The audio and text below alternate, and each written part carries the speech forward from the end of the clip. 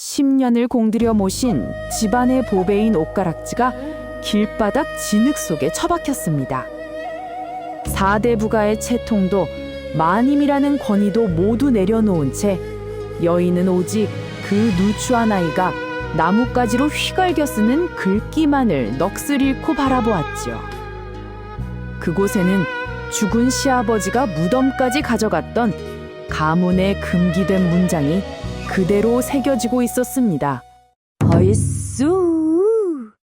행복하게 보실 분은 구독, 덩달아 즐겁게 보실 분은 좋아요를 꾹꾹 눌러주세요. 얼쑤! 지화자! 눈발이 날리는 초겨울의 저작거리. 명문가인 최진사 댁의 종부 최씨 부인이 길을 가다 멈춰섰습니다. 그녀는 10년째 아이를 낳지 못했다는 이유로 시어머니에게 모진 수모를 당하고 가문에서 쫓겨날 처지에 놓여 있었지요. 정처 없이 걷던 부인의 시선이 멈춘 곳에는 시장통 가마솥에 남은 옹기를 찾아 웅크린 채 사들사들 떨고 있는 한 어린 소년이 있었습니다. 부인의 가냘픈 손가락에는 옥보다 맑고 푸른 비취가락지가 끼워져 있었으니 그것은 부인이 시집 올 때 친정어머니가 건네준 마지막 유산이자 내쫓긴 뒤의 생계를 보장할 유일한 미천이었습니다. 하지만 부인은 망설임 없이 그 귀한 물건을 빼내어 소년의 때 묻은 손 위에 올려놓았습니다. 곁에서 이 광경을 지켜보던 노비가 기겁하며 부인의 소매를 붙잡고 말렸으나 부인은 단호했습니다.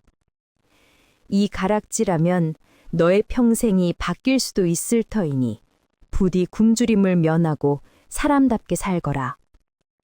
그것은 자신의 목숨줄을 내던진 것과 다름없는 참으로 파격적인 선택이었습니다.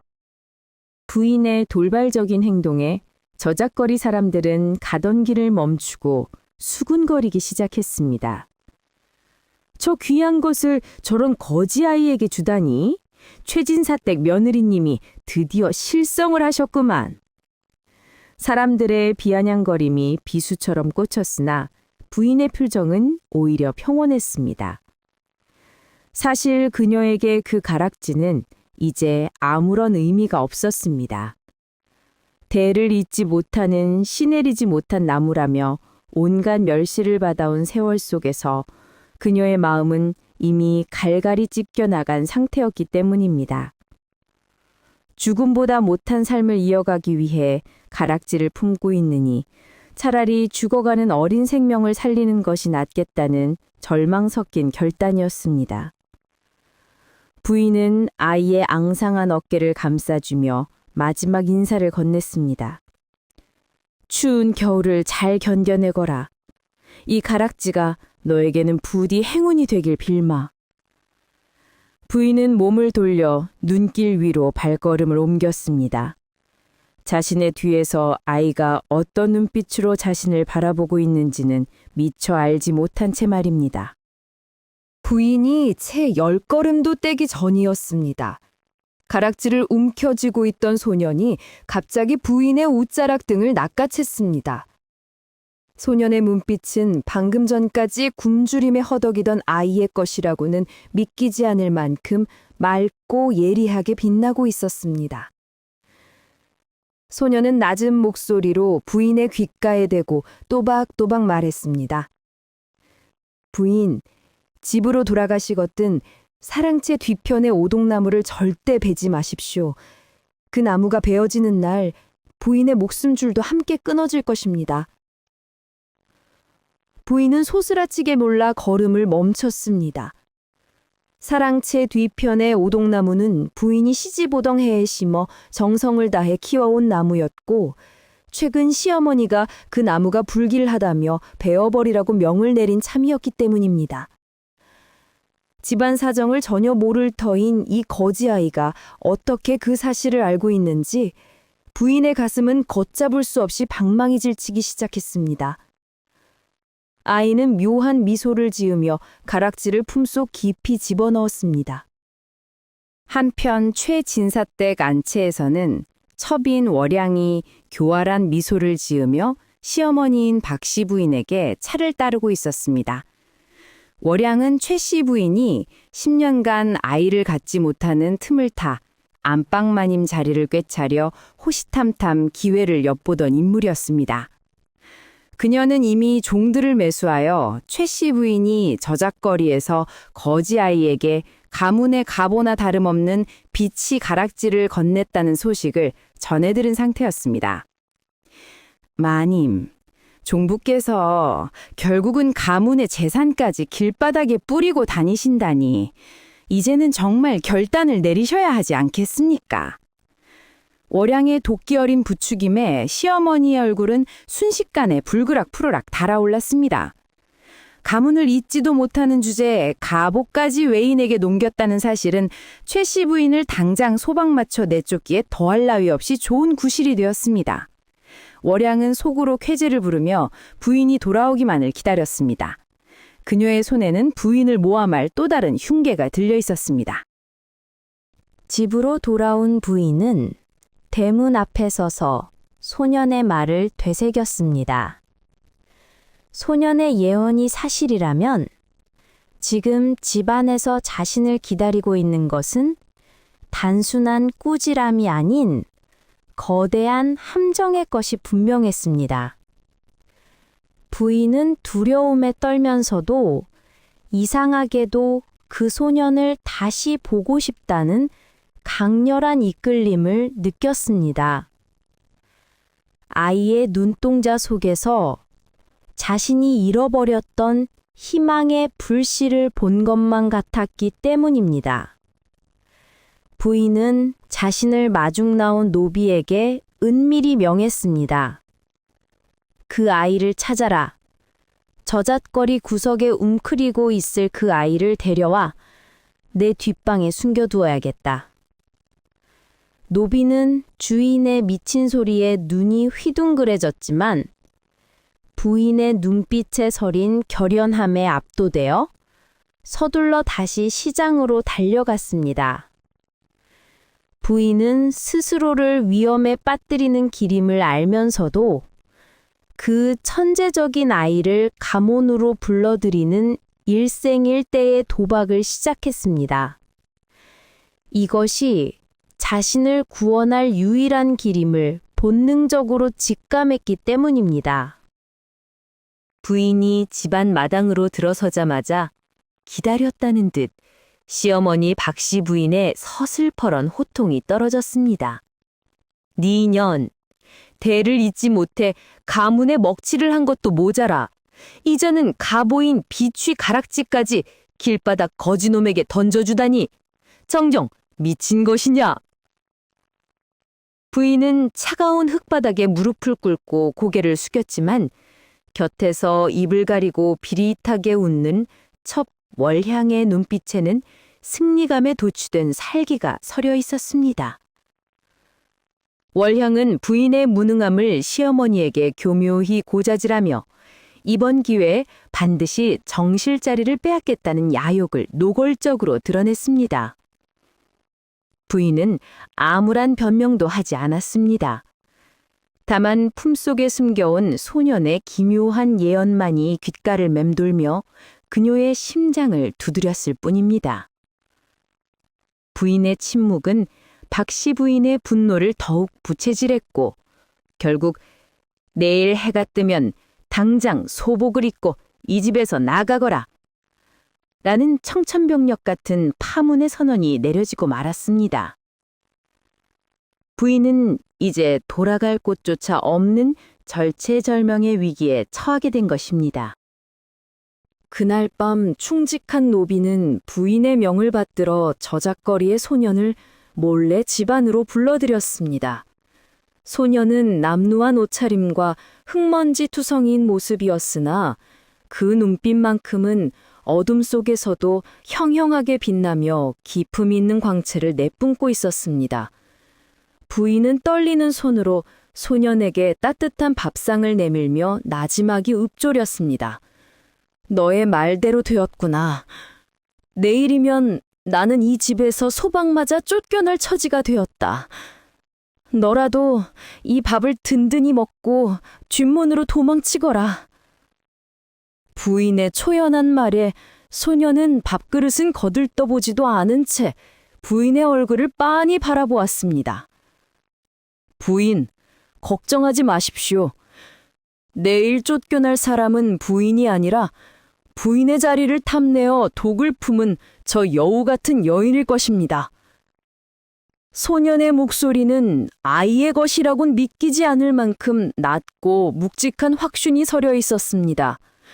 부인은 소년의 비범함에 압도되면서도 이 아이가 자신을 구원해줄 유일한 하늘의 동아줄임을 직감하며 촛불 아래서 아이의 손을 꼭 쥐었습니다. 다음 날 아침, 월양은 평소보다 더 가증스러운 미소를 지으며 부인의 방에 탕약 사발을 들고 찾아왔습니다. 마님, 비록 오늘 떠나시더라도 이 보약은 드시고 가셔야지요. 10년 세월 대를 잇지 못한 서러움이 크실 텐데 제 정성이라 생각하고 마지막으로 쭉 들이키십시오. 월양이 내민 탕약에서는 평소보다 더 진하고 매캐한 향이 풍겨나왔습니다. 부인은 지난 10년간 월양이 직접 다려온 이 약을 한 번도 의심하지 않고 마셔왔습니다. 하지만 약을 먹을수록 몸은 점차 쇠약해졌고 아이 소식은커녕 매일 밤 식은땀을 흘리며 악몽에 시달려야 했던 기억이 스쳐 지나갔습니다. 부인이 망설이며 사발을 입가에 가져가려던 찰나 뒷방 문틈으로 소년의 예리한 눈동자가 월양의 일거수일족을 감시하고 있었습니다. 소년은 부인에게만 들릴 듯한 미세한 소리로 마시지 마십시오. 저것은 약이 아니라 저주입니다. 라고 속삭였습니다. 월양의 눈썹이 파르르 떨리며 부인의 거동을 살피는 긴장된 순간이었습니다. 부인은 사르르 사발을 내려놓으며 월향을 빤히 쳐다보았습니다. 내 몸이 갑자기 좋지 않으니 잠시 후에 마시겠네. 잠시 나가 있거라. 월향의 안색이 순식간에 잿빛으로 변하며 억지 미소를 지었습니다. 정성이 담긴 약인데 식으면 효험이 없사옵니다. 지금 드시는 것을 봐야 제 마음이 편안할 것 같습니다만 월향이 끈질기게 권하며 압박해오자 소년이 쥐도 새도 모르게 다가와 부인의 옷자락을 당겼습니다. 부인이 일부러 사발을 억지르자 소년은 쏟아진 약의 냄새를 맡고는 바닥에 남은 찌꺼기를 손가락으로 찍어보았습니다. 부인, 이 약 속에는 여인의 태기를 막는 독한 성분뿐만 아니라 사람의 장기를 서서히 굳게 만드는 납가루가 섞여 있습니다. 소년의 폭로에 부인은 심장이 얼어붙는 듯한 충격을 받았습니다. 10년간 믿었던 정성이 사실은 자신을 서서히 죽여가던 살해 도구였다니 배신감에 몸이 떨려왔습니다. 하지만 아직 증거가 부족했기에 부인은 이 분노를 가심 깊이 눌러담아야 했습니다. 그때 마당 쪽에서 요란한 도끼질 소리와 장정들의 고함이 들려왔습니다.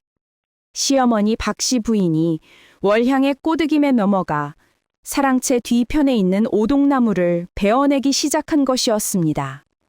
저 나무가 며느리의 불길한 기운을 빨아들여 집안의 배를 막고 있으니 당장 베어 없애라. 그래야 가문에 새 생명이 찾아올 것이다. 소년의 예언이 떠오른 부인은 맨발로 마당에 뛰어나갔습니다. 오동나무는 부인이 시집 올 때 친정에서 가져온 묘목으로 그녀의 유일한 위안이자 생명줄과도 같은 존재였습니다. 어머님, 안 됩니다. 이 나무만은 절대로 베면 안 됩니다. 제 목숨을 가져가시더라도 이 나무만은 살려주십시오. 부인은 도끼 앞을 가로막으며 절규했습니다. 장정들이 당황하여 멈칫하는 사이 월향이 비릿한 웃음을 지으며 다가와 부인을 밀쳐냈습니다. 번뜩이는 도끼날이 오동나무의 밑동을 향해 거칠게 휘둘러지는 절박한 순간이었습니다. 도끼날이 오동나무 껍질을 파고들려던 찰나 뒷방에 숨어있던 소년이 벼락같이 마당 한가운데로 뛰어들었습니다. 소년은 장정의 앞을 가로막으며 찢어질 듯한 목소리로 외쳤습니다. 멈추십시오. 이 나무를 베는 자는 3대 내에 눈이 멀고 가문은 3년을 버티지 못하고 풍비박산 날 것입니다. 소년의 서슬퍼런 경고에 도끼를 들었던 장정들이 겁에 질려 뒤로 물러섰습니다. 시어머니 박씨 부인은 기가 막힌 듯 헛웃음을 터뜨리며 소년을 쏘아보았습니다. 어디서 이런 근본 없는 거지놈이 들어와 망령된 소리를 짓거리는 것이냐? 여봐라, 당장 이놈을 끌어내고 나무를 베어라! 하지만 소년은 눈 하나 깜빡하지 않고 박씨 부인의 눈을 정면으로 응시했습니다. 그 작은 몸에서 뿜어져 나오는 위압감은 마치 수백 년을 산 산신령의 그것과도 같아 모여있던 사람들은 숨조차 크게 쉬지 못하고 얼어붙었습니다. 소년은 천천히 나무 밑동의 특정 부분을 가리키며 입을 열었습니다. 소년은 나무 껍질 사이에 낀 작은 비늘 하나를 핀셋으로 집어올리듯 손가락으로 가리켰습니다. 보십시오. 이것은 이 집안의 복을 지키는 업신, 백사의 허물입니다. 이 오동나무는 단순한 나무가 아니라 집안의 기운을 다스리는 수호신이 머무는 거처입니다. 소년의 말이 끝나기가 무섭게 나무 뿌리 사이에서 거짓말처럼 하얀 뱀 한 마리가 스르르 기어 나왔습니다. 백사는 신성한 영굴로 여겨져 조선 팔도 어디에서도 함부로 해치지 않는 법이었습니다. 집안의 복을 상징하는 백사가 나타나자 박씨 부인의 얼굴은 순식간에 사색이 되었습니다. 만약 나무를 베어 백사를 죽였다면 가문에 닥칠 재앙이 눈앞에 선했기 때문입니다. 소년은 차분한 목소리로 덧붙였습니다. 나무를 베라 시킨 자는 필시 이 집안이 망하기를 바라는 흉계가 있는 자일 것입니다. 이 말에 월형의 눈동자가 심하게 흔들리며 뒷걸음질을 쳤습니다. 소년의 예리한 통찰력이 단숨에 형세를 뒤집어 버린 것입니다. 소년의 활약은 여기서 그치지 않았습니다. 백사의 등장으로 기세가 꺾인 박씨 부인에게 소년은 또 다른 놀라운 제안을 건넸습니다. 마님, 제가 이 집안에 들어오며 보니 곳간의 열쇠가 헐거워져 있더이다. 나무가 마른 것이 아니라 집안의 재물이 밖으로 새어나가니 가문의 기운이 쇠한 것입니다. 소년의 말에 박씨 부인은 의아해하며 곳간지기를 불렀습니다. 평소 월향의 측근으로 통하던 곳간지기는 식은땀을 흘리며 당황한 기색을 감추지 못했습니다. 소년은 곳간 안마당의 흙바닥을 툭툭 치더니 명했습니다. 이 아래를 파보십시오. 흘린 쌀알들이 썩어 문드러진 자국이 있을 것입니다. 장정들이 급히 딴을 파헤치자 그곳에는 월향이 몰래 빼돌려 장터에 팔아치우려던 곡식 자루들이 줄줄이 터진 채 숨겨져 있었습니다. 월향이 부인을 몰아내기 위해 가문의 재산까지 손을 대고 있었다는 명백한 증거가 만천하에 드러나는 순간이었습니다. 상황이 이쯤 되자 시어머니 박씨 부인의 태도도 급격히 바뀌었습니다. 가문의 수호신을 죽일 뻔한 위기에서 구해준 데다 내부의 도둑까지 잡아낸 이 어린 소년이 단순한 거지가 아님을 깨달은 것입니다. 박씨 부인은 떨리는 목소리로 최씨 부인을 불렀습니다. 종부야, 내가 월향의 간사한 혓바닥에 놀아나 큰 실수를 할 뻔했구나. 이 아이는 도대체 어디서 데려온 보배란 말이냐? 부인은 벅차오르는 가슴을 억누르며 소년의 손을 잡았습니다. 저작거리에서 인연이 다 거둔 아이이온데 하늘이 가문을 살리려 보내주신 모양입니다. 부인의 목소리에는 10년 만에 처음으로 당당함이 서려 있었습니다. 월양은 곡간이를 자신의 소행이 아니라고 발뺌하려 했지만 이미 그녀의 신용은 바닥에 떨어진 상태였습니다. 소녀는 말없이 부인의 손을 맞잡으며 살짝 미소 지었습니다. 그것은 이제부터 시작될 진짜 싸움을 준비하자는 무언의 약속과도 같았습니다. 하지만 소녀는 승리에 도취하지 않았습니다. 소녀는 월양이 멀어지는 뒷모습을 보며 부인에게만 들릴 듯이 조용히 속삭였습니다. 부인, 이제 작은 가시 하나를 뽑았을 뿐입니다. 월양의 방 깊숙한 곳 붉은 자개암 속에 든 것이 무엇인지 알아내지 못하면 부인의 뱃속 구렁이는 사라지지 않을 것입니다.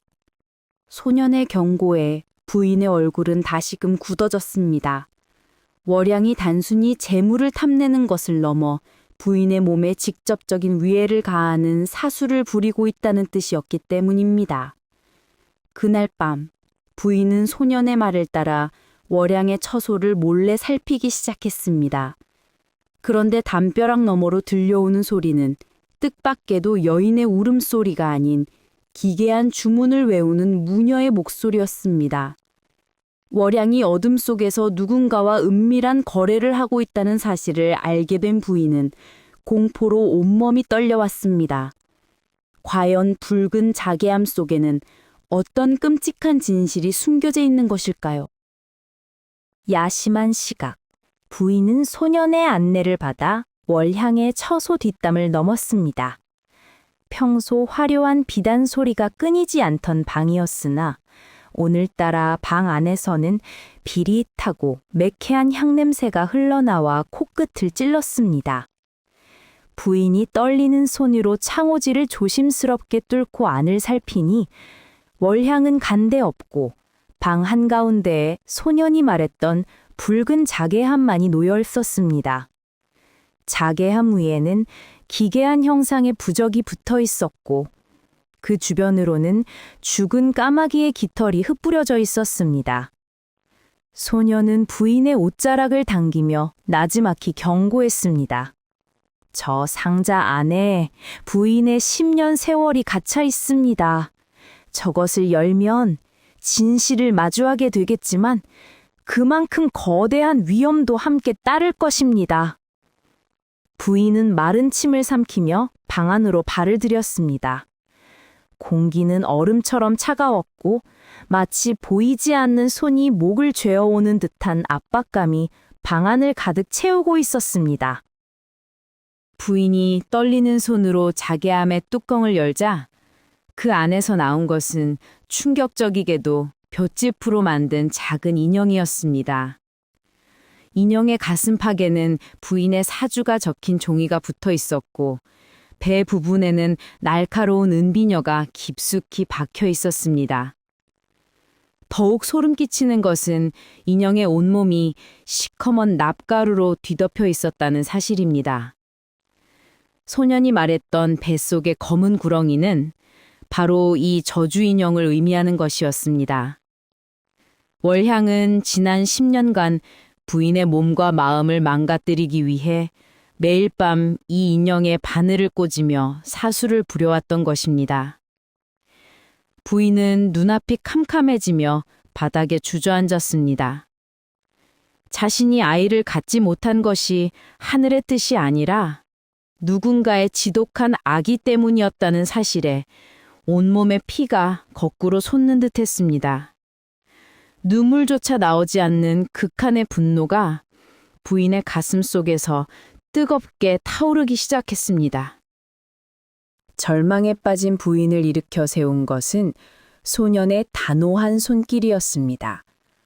소년은 품속에서 낡은 비단 주머니 하나를 꺼내 그 내용물을 보여주었습니다. 그것은 부인이 시집 올 때 잃어버렸던 친정 가문의 문장이 새겨진 부러진 은비녀 조각이었습니다. 이것이 어찌 네게 있느냐? 부인의 물음에 소녀는 슬픈 눈빛으로 답했습니다. 저의 어머니는 이 가문에서 일하던 친모였습니다. 월양이 부인을 저주하기 위해 사주를 부리는 것을 목격했다는 이유로 억울한 누명을 쓰고 쫓겨나셨지요. 어머니는 돌아가시는 순간까지 이 비녀 조각을 지고 계시며 언젠가 주인을 만나 진실을 전하라 유언하셨습니다.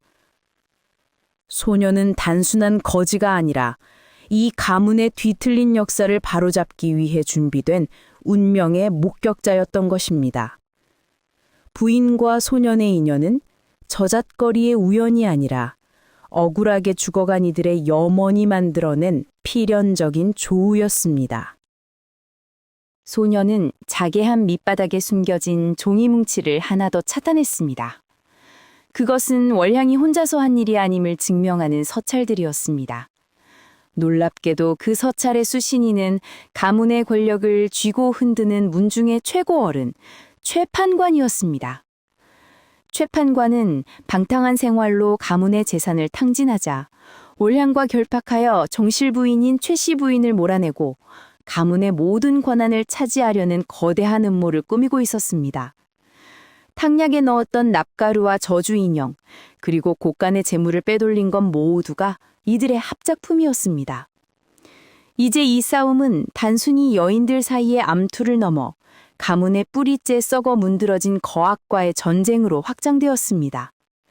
부인은 소년의 손을 꼭 쥐면 다짐했습니다. 더 이상 숨지 않겠다. 내 아이와 내 인생을 짓밟은 저들에게 반드시 대가를 치르게 하마. 부인의 눈에는 그 어느 때보다 강인한 의지가 서려 있었습니다. 하지만 진실을 목격한 대가는 혹독했습니다. 방 밖에서 들려오던 기괴한 주문 소리가 갑자기 멈추더니 문창살 너머로 거대한 그림자가 드리워졌습니다. 누가 감히 남의 초소에 함부로 팔을 들이는가? 그것은 월향과 함께 사수를 꾸미던 노파무당의 음산한 목소리였습니다. 문이 거칠게 열리며 붉은 옷을 입은 무당과 도끼로 가득 찬 눈의 월향이 장정들을 거느리고 나타났습니다. 부인과 소녀는 좁은 방 안에 갇혀 퇴로가 막혀버린 절체절명의 상황에 놓였습니다. 월향은 자개함이 열린 것을 보고는 미친 듯이 웃음을 터뜨렸습니다. 결국 죽을 자리를 스스로 찾아오셨구려 마님. 이제 이곳이 당신의 무덤이 될 것이오. 장정들이 번뜩이는 몽둥이를 들고 방 안으로 들이닥치는 순간 소녀는 부인의 앞을 가로막으며 품속에서 무언가를 꺼내들었습니다. 과연 이 위기에서 그들은 살아남을 수 있을까요? 월양의 신호에 따라 몽둥이를 든 장정들이 방 안으로 들이닥쳤습니다. 소녀는 품속에서 호신용 단검이 아닌 작은 주머니를 떠내어 바닥에 힘껏 던졌습니다. 순간 자욱한 연기와 함께 매운 고춧가루 냄새가 방 안을 가득 채웠으나 노련한 무당은 소매를 휘저어 연기를 걷어내며 기괴한 주문을 외웠습니다. 어디서 잔재주를 부리느냐? 이 비천한 것들을 당장 결박하라! 연기에 눈을 뜨지 못하던 부인과 소녀는 순식간에 장정들에게 제압당했습니다. 월양은 바닥에 흩어진 서찰들을 주워 모으더니 광기 어린 웃음을 터뜨리며 촛불에 불을 붙였습니다. 부인이 10년의 한을 풀 유일한 증거였던 서찰들이 허망하게 불길 속으로 사라져갔습니다. 증거도 없이 누가 당신의 말을 믿어줄 것 같소? 당신은 그저 거지에 홀려 가문의 가보를 팔아치우고 사술에 빠진 미친 여인으로 기록될 것이오. 월양의 독설이 비수처럼 부인의 가슴에 꽂혔습니다. 장정들은 부인을 거칠게 끌고 가 차가운 뒤주 속에 가두려 했습니다. 월향은 부인의 턱을 치켜올리며 차갑게 비웃었습니다. 평생 고고한 척하며 살더니 꼴이 말이 아니구려. 당신이 10년간 마신 것은 보약이 아니라 서서히 영혼을 갉아먹는 독이었어. 이제 그만 포기하고 죽어가는 것이 가문을 위한 길이지 않겠소. 부인은 입술을 깨물며 월향의 얼굴에 침을 뱉었습니다. 하늘이 무섭지 않느냐? 네 죄는 반드시 네 목을 조를 것이다. 분노한 월향은 부인의 뺨을 거세게 내리쳤고 부인의 배곡 같던 얼굴에는 붉은 손자국과 함께 핏기가 가셨습니다. 소녀는 부인을 구하려 발버둥쳤으나 장정들의 발길질에 채어 구석으로 나뒹굴었습니다. 월향은 쓰러진 소년을 보며 서늘한 명령을 내렸습니다. 이 쥐새끼 같은 놈은 당장 산채로 가마니에 싸서 산속 구덩이에 쳐넣어라. 다시는 세상빛은 보지 못하게 말이다. 부인은 절규하며 소년의 이름을 불렀으나 무거운 귀주문이 닫히며 세상은 암흑으로 변했습니다. 암흑 같은 뒤주 속에서 부인이 흐느끼고 있을 때 뒤주 밖으로 육중한 발소리가 들려왔습니다. 문중의 최고 권력자이자 음모의 몸통인 최판관이 나타난 것이었습니다. 그는 뒤주 구망으로 비치는 부인의 겁에 질린 눈을 보며 비릿하게 웃었습니다.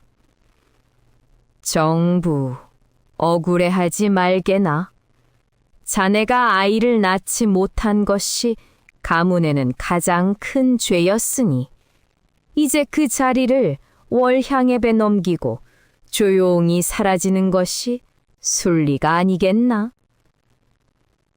최판관은 이미 관가에 최씨 부인이 정신착란을 일으켜 가보를 훔쳐 달아내려 했다는 거짓 신고를 마친 상태였습니다. 날이 밝으면 부인은 가문의 수치로 몰려 관가로 압송될 처지였습니다.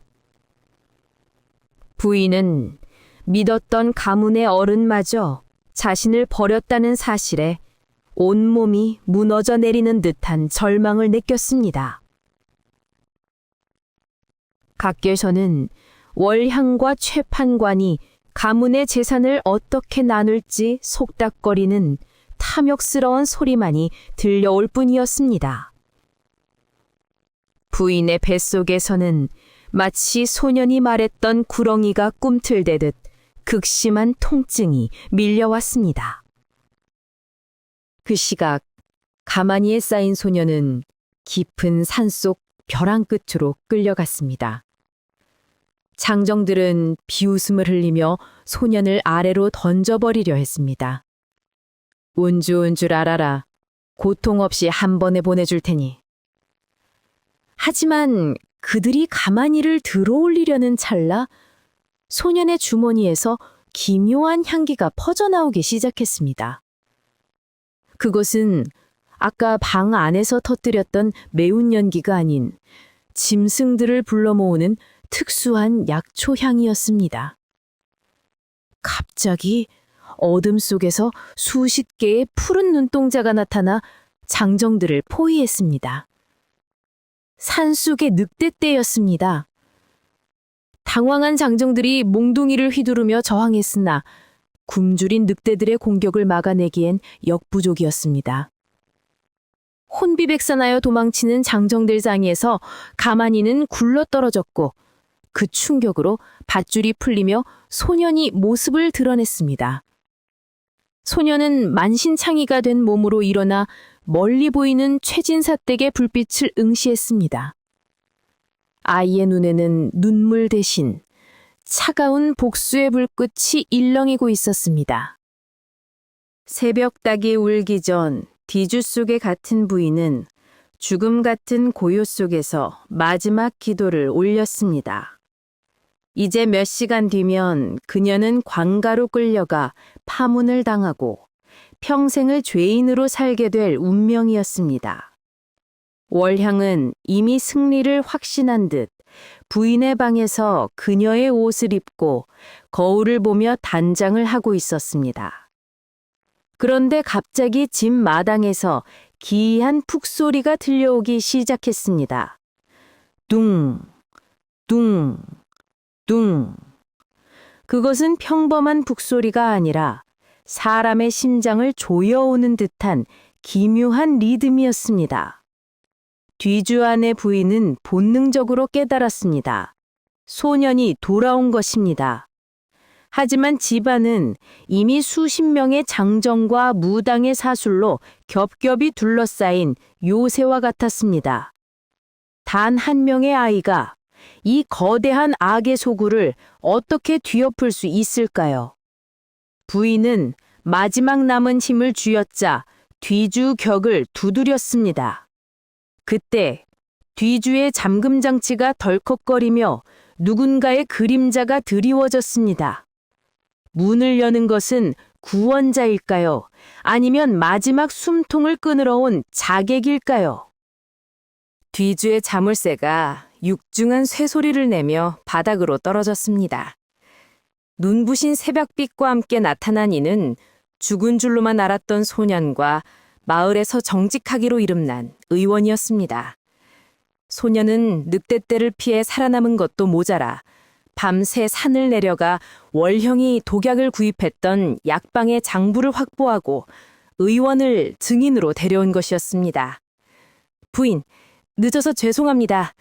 이제 가문의 추악한 뱀들을 끌어낼 시간이 되었습니다. 소년의 부축을 받으며 뒤조 밖으로 나온 부인은 비록 행색은 남루했으나 그 눈빛만큼은 서슬퍼런 칼날처럼 빛나고 있었습니다. 부인은 소년이 건넨 작은 서찰뭉치를 품에 안았습니다. 그것은 월향이 불태웠다고 믿었던 진짜 증거물, 즉 최판관과 주고받은 밀약서의 원본이었습니다. 소년은 애초에 월향에게 가짜 서찰을 보여주어 그녀를 방심하게 만들었던 것이지요. 천재적인 아이의 지략이 빛을 발하는 순간이었습니다. 최진사댁 마당에는 문중의 어른들과 마을 사람들이 구름처럼 몰려들었습니다. 최판관은 의기양양하게 상서대 앉아 최씨 부인의 파문을 공식적으로 선포하려 했습니다. 종부가 가문의 가보를 훔치고 사수를 부려 집안을 망치려 했으니 마땅히 내치고 그 죄를 물어야 할 것이요. 월향은 그 곁에서 마치 안방마님이라도 된 듯 거만한 자세로 앉아 승리의 미소를 지었습니다. 시어머니 박씨 부인이 떨리는 손으로 파문장에 서명을 하려던 찰나 굳게 닫혀있던 대문이 벌컥 열리며 부인이 등장했습니다. 멈추십시오. 가문을 망친 죄인이 누구인지 이 자리에서 명명백백히 밝히겠습니다. 부인의 당당한 외침에 마당은 순식간에 찬물을 끼얹은 듯 조용해졌습니다. 사람들은 뒤주에 갇혀 죽은 줄 알았던 부인의 생환에 경악했고 월향의 얼굴은 순식간에 흑빛으로 변하며 부들부들 떨리기 시작했습니다. 부인은 사람들의 시선이 집중된 가운데 동행한 의원을 앞으로 불러냈습니다. 의원은 월향이 지난 수년간 구입했던 약재들의 목록과 부인이 마셨던 탕약의 찌꺼기를 대조하며 폭로했습니다. 이곳의 월향이라는 여인은 지난 10년간 부인에게 보약이라 속이며 소량의 납가루와 태기를 막는 독초를 먹여왔습니다. 제가 가져온 이 장부가 그 증거입니다. 의원의 폭로에 마당은 분노의 함성으로 가득 찼습니다. 월향은 사색이 되어 발뺌하려 했지만 소녀는 기다렸다는 듯 월향의 처소에서 찾아낸 또 다른 물건을 꺼내 보였습니다. 그것은 월향이 미처 태우지 못한 최판관과 가문의 재산을 분할하기로 약속한 공증문서였습니다. 소녀는 군중을 향해 외쳤습니다. 보십시오. 저들은 부인을 불임으로 만들어 내쫓고 가문의 모든 재산을 가로채려 공모했습니다. 이 모든 것이 저 붉은 자기암 속에 숨겨져 있었습니다. 증거가 쏟아지자 최판관조차 당황하여 어쩔 줄 몰라 했습니다. 절망에 빠진 월량은 최후의 수단으로 곁에 있던 무당을 바라보았습니다. 하지만 소녀는 이미 그 숫자도 읽고 있었습니다. 소녀는 어젯밤 무당이 월량 몰래 가문의 보물을 훔쳐 달아나려 했던 사실을 관가에 미리 고발했고, 무당은 이미 포졸들에게 붙잡혀오는 중이었습니다. 마당으로 끌려온 무당은 자신의 목숨을 구걸하기 위해 모든 사실을 털어놓았습니다. 모두 월향이 시킨 일입니다.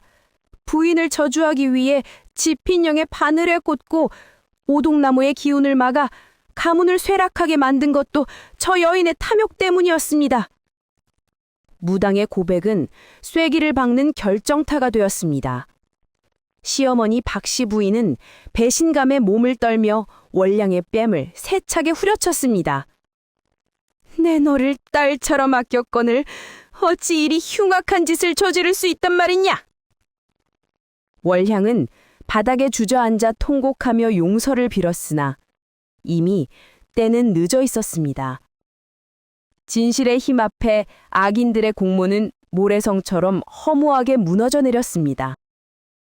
마침내 소년이 미리 연을 띄워 신호를 보냈던 고을에 사또와 포졸들이 집 안으로 들이닥쳤습니다.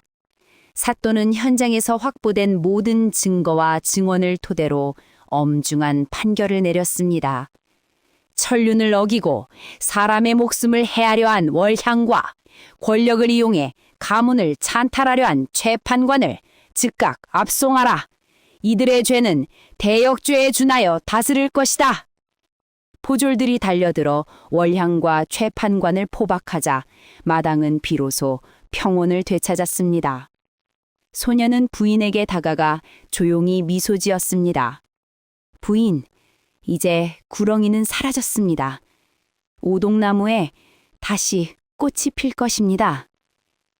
부인은 소년의 손을 잡으며 뜨거운 눈물을 흘렸습니다. 10년간 그녀를 짓눌렀던 거대한 바위가 치워지는 순간이었습니다. 하지만 부인은 이 모든 복수가 끝난 뒤에도 아직 한 가지 중요한 선택을 남겨두고 있었습니다. 과연 부인은 이 승리 뒤에 무엇을 택하게 될까요? 관가로 압송되던 월향은 마지막 순간까지 부인을 향해 저주 섞인 비명을 내질렀으나 사람들의 차가운 시선 앞에 이내 무너져 내렸습니다. 그녀는 대역죄와 살인 미수 혐의로 평생을 어두운 옥사에서 보내거나 변방으로 유배될 처지가 되었고, 권력을 탐했던 최판관 역시 관직을 박탈당하고 가문에서 영구히 제명되었습니다.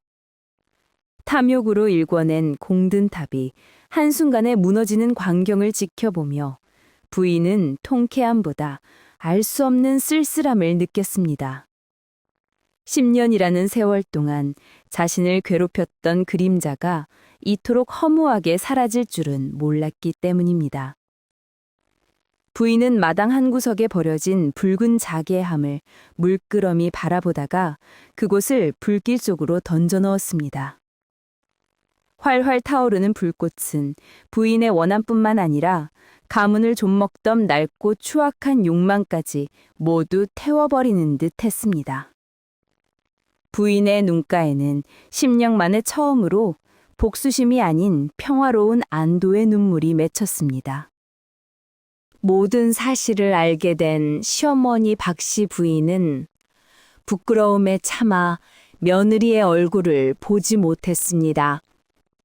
그녀는 부인의 앞에 무릎을 꿇고 떨리는 목소리로 사죄했습니다. 내가 눈이 멀어 여우 같은 년의 말만 믿고 네게 큰 죄를 지었구나. 이 가문의 대를 잇지 못한 것은 네 탓이 아니라 내 무지함과 탐욕이 화를 부른 것이었다. 나를 벌하고 네가 이 집안의 모든 고난을 맡아다오. 시어머니는 가문의 안살림을 총괄하는 곡간 열쇠와 갑오들을 부인 앞에 내놓았습니다. 하지만 부인은 그 귀한 열쇠들을 받아들지 않았습니다. 대신 시어머니의 손을 따뜻하게 맞잡으며 나지막히 말했습니다. 어머님, 제가 바란 것은 권세가 아니라 사람의 온기였습니다. 이제 미움은 불길에 태웠으니 남은 세월은 서로를 보듬으며 살아가고 싶습니다. 부인의 너그러운 용서는 가문의 해묵은 갈등을 씻어내고 진정한 화합의 싹을 틔우는 위대한 선택이었습니다. 소동이 가라앉자 소녀는 조용히 짐을 챙겨 대문을 나서려 했습니다. 아이는 부인에게 정중히 절을 올리며 작별을 고했습니다. 부인, 구렁이는 물러갔고 나무는 생기를 되찾았으니 이제 저의 소임은 다했습니다. 저는 본래 길 위의 사람이니 다시 제 자리로 돌아가겠습니다. 소년의 눈빛은 여전히 맑았으나 그 안에는 홀로 거친 세상을 살아가야 할 고독이 서려 있었습니다. 부인은 급히 아이를 불러 세웠습니다. 네가 없었다면 내 목숨은 물론 이 가문도 없었을 터인데 어찌 이리 매정하게 떠나려 하느냐. 너는 내게 단순한 은인이 아니라 하늘이 보내준 선물이다. 부인은 아이의 누더기 옷을 여며주며 진심 어린 제안을 건넸습니다. 돈이나 보물로 보답하는 대신 아이에게 평생토록 기댈 수 있는 집과 가족이 되어주겠노라 약속한 것입니다. 아이의 눈동자가 처음으로 가늘게 떨리며 어른스러운 침착함 뒤에 숨겨진 어린아이의 진심이 드러나는 순간이었습니다. 부인은 문중 어른들을 다시 불러 모아 파격적인 선언을 했습니다. 이 아이는 억울하게 쫓겨났던 우리 가문 친모의 자식이며 무너져가던 최씨 가문을 구한 영웅입니다. 저는 오늘부로 이 아이를 제 양자로 들여 가문의 대를 잇게 하고자 합니다. 혈통을 중시하던 어른들은 처음엔 술렁였으나 소년이 보여준 비범한 지혜와 가문을 살린 공적을 부정할 수 없었습니다. 무엇보다 부인의 단호하고도 고결한 의지에 모두가 고개를 숙였습니다. 부인은 아이에게 죽은 친정아버지가 아끼던 새 옷을 입히고 손수 머리를 빗겨주었습니다. 이제 너는 길거리의 거지가 아니라 이 어미의 자부심이다. 너의 천재적인 재능을 세상을 이롭게 하는 데 쓰거라. 부인은 재산보다 사람을, 명예보다 신의를 택함으로써 가문의 품격을 한 단계 높였습니다. 소녀는 처음으로 어머니라는 단어를 입 밖으로 내뱉으며 부인의 품에 얼굴을 묻고 참았던 울음을 터뜨렸습니다. 그날 오후 기적 같은 일이 일어났습니다. 도끼날에 상차 있고 말라가던 사랑채 뒤편의 오동나무에서 일제히 보랏빛 꽃망울이 터지기 시작한 것입니다. 계절조차 잊은 듯한 그 신비로운 개화는 온 집안에 은은한 향기를 퍼뜨렸습니다. 소녀는 나무 아래 서서 활짝 핀 꽃을 바라보며 말했습니다. 어머니, 나무가 웃고 있습니다. 이제 이 집안에 흐르던 모든 슬픈 기운이 정화되었습니다. 부인은 아들의 손을 잡고 나무 주변을 거닐며 진정한 평온을 만끽했습니다. 그녀의 배속을 짓누르던 검은 구렁이 같은 통증은 씻은 듯이 사라졌고 대신 따스한 햇살 같은 기운이 온 몸을 감싸 안았습니다. 모든 징호를 내려놓고 사랑을 선택한 여인에게 하늘이 내린 축복이었습니다. 하지만 이 평화로운 풍경 뒤로 부인의 몸에 일어난 또 다른 신비로운 변화가 조용히 고개를 틀고 있었습니다. 과연 이 가문에 찾아올 마지막 기적은 무엇일까요? 그로부터 다시 3번의 겨울이 지나고 최진사 댁에는 10년 넘게 끊겼던 아기의 울음소리가 천둥처럼 울려 퍼졌습니다. 월양의 독약과 저주가 사라진 뒤 부인의 몸은 거짓말처럼 생기를 되찾았고 마침내 고대하던 친자식을 품에 안게 된 것이었습니다. 시어머니 박씨 부인은 아기를 금지옥엽으로 여기며 부인에게 가문의 모든 대소사를 맡겼고 집안의 공기는 예전의 서늘함 대신 따스한 온기로 가득 찼습니다. 사람들은 이를 두고 적선지가락 필요여경, 선을 쌓은 집안에는 반드시 경사가 있다, 이라며 칭송을 아끼지 않았습니다.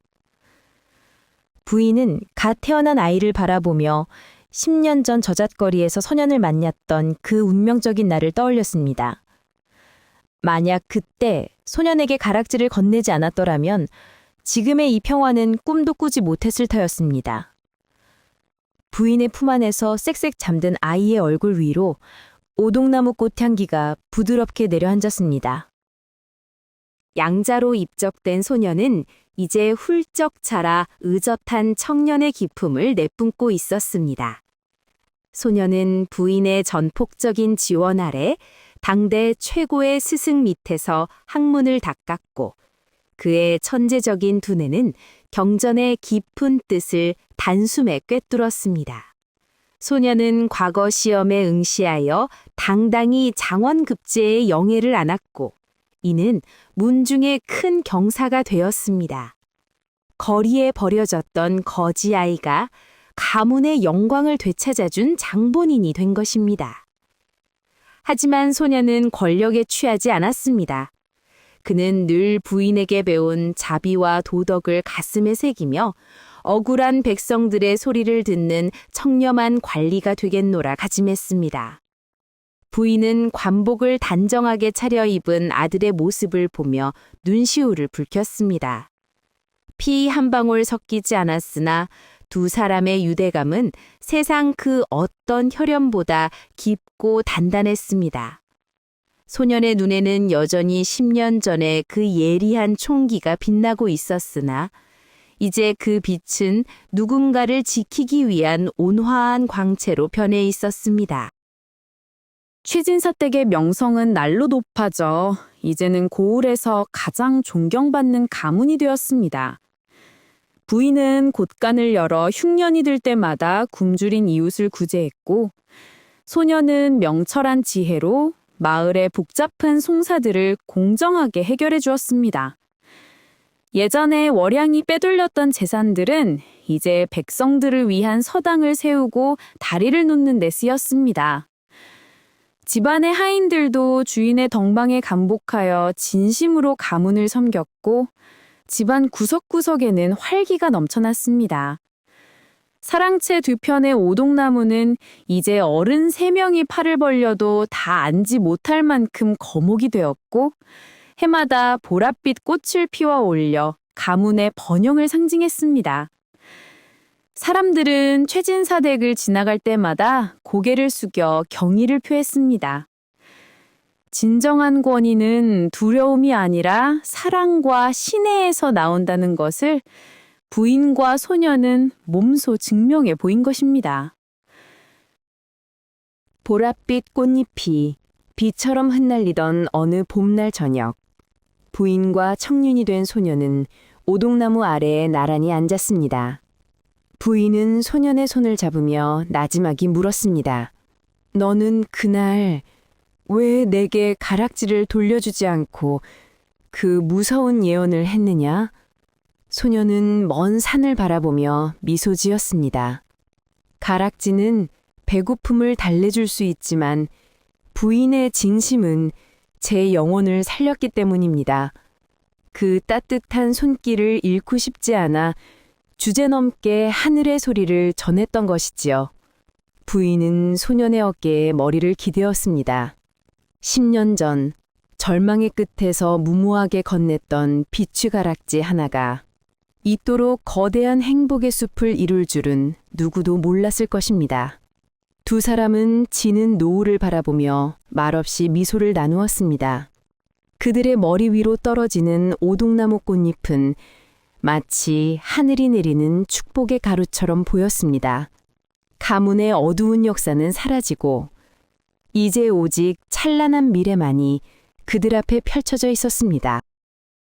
이것으로 불임 부인과 천재 소년의 기묘하고도 따뜻한 이야기는 막을 내립니다. 모진 풍파 속에서도 선한 의지를 꺾지 않았던 여인과 그 은혜를 잊지 않고 가문을 구한 소년의 서사는 오늘날 우리에게도 깊은 울림을 줍니다. 세상이 아무리 험난하고 탐욕이 눈을 가릴지라도 진심을 담아 건넨 작은 온정 하나가 세상을 바꾸는 가장 큰 기적이 될 수 있다는 사실을 잊지 마십시오. 오동나무 꽃 향기가 여러분의 마음속에도 머물기를 바라며 저는 이만 물러갑니다. 여러분의 삶에도 최씨 부인과 같은 축복이 깃들길 기원합니다. 이야기가 마음에 드셨다면 이 가문의 평화를 지지하는 마음으로 구독과 좋아요를 눌러주시길 부탁드립니다. 다음에 더 전율 돋고 감동적인 야담으로 다시 찾아뵙겠습니다. 긴 시간 경청해 주셔서 감사합니다.